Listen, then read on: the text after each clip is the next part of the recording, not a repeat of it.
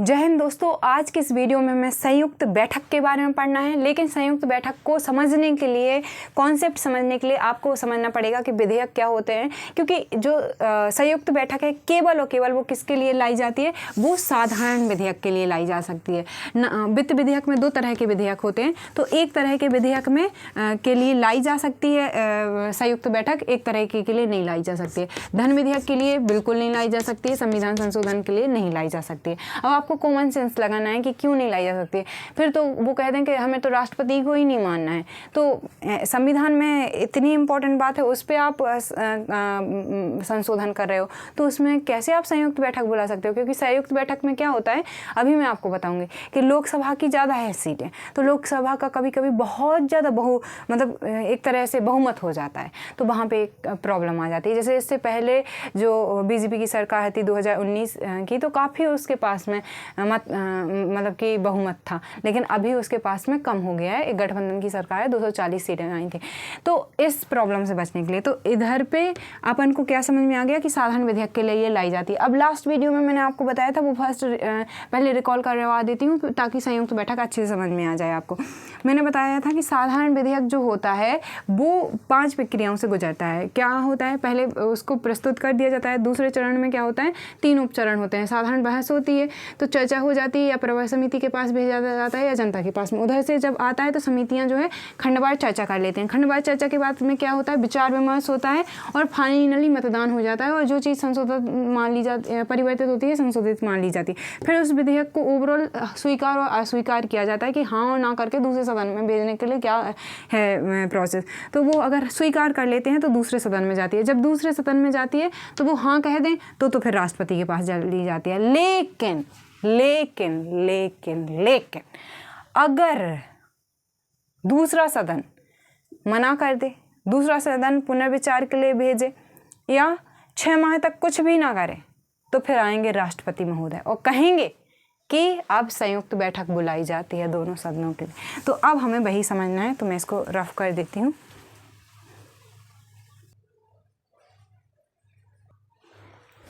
तो साथियों, अब हम क्या पढ़ लेंगे, संयुक्त बैठक। तो संयुक्त बैठक के बारे में वैसे तो मैं सब कुछ पढ़ा चुकी हूँ, लेकिन संयुक्त बैठक जाने क्यों बच्चों को ऐसे अलग से टॉपिक चाहिए होता है, तो बता रही हूँ कि संयुक्त बैठक के बारे में आर्टिकल 108 में बोला गया है। परिचय की बात करें तो कौन बुलाता है संयुक्त बैठक, तो बुलाते हैं राष्ट्रपति जी। कौन बुलाता है, राष्ट्रपति बुलाते हैं। फिर अगर आपसे पूछा जाए, क्या पूछा जाए आपसे कि इसकी अध्यक्षता कौन करेगा, तो इसकी अध्यक्षता कौन कर सकता है, तो लोकसभा का अध्यक्ष, लोकसभा का उपाध्यक्ष या राज्यसभा के उपसभापति। लेकिन कौन नहीं कर सकता है, चाहे जो हो जाए, एक व्यक्ति है जो कभी भी अध्यक्षता नहीं कर सकते हैं, वो है राज्यसभा के सभापति। कौन नहीं कर सकता, राज्यसभा के सभापति। वो यही स्टेटमेंट या यही MCQ में देके और आपको फंसाएगा, तो बहुत अच्छे से याद रखना कि कौन कभी भी हो ही नहीं सकता अध्यक्ष। पारित कैसे किया जाता है, तो साधारण बहुमत लगता है। बहुमत क्या होता है, कितने प्रकार के होते हैं, ये एक वीडियो में हम देखेंगे, आगे की किसी वीडियो में। अगर बात करें गढ़पूर्ति की, तो वही गढ़पूर्ति है, 10% होना चाहिए सदन का।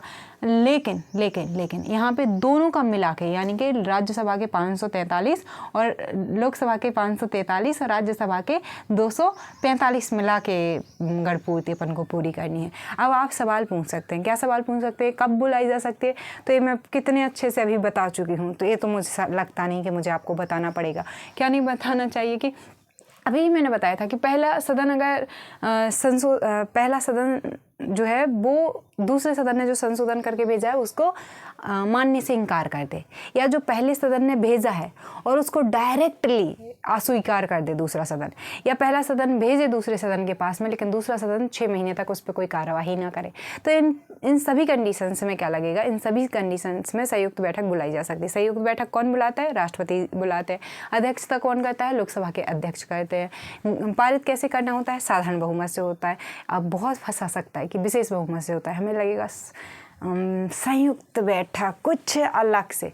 अब संयुक्त मतलब क्या है कि दोनों के सेंट्रल हॉल में लोग जाके बैठ जाते हैं। ये हमने लोकसभा पढ़ा था और ये हमने राज्यसभा पढ़ा था। लोकसभा और राज्यसभा, इधर बीच में सेंट्रल जो हाउस है वहाँ पे बैठ के सेंट्रल हॉल में बैठ के और ये संयुक्त बैठक करा दी जाती है। ठीक है, गढ़पूर्ति हमने देख ली।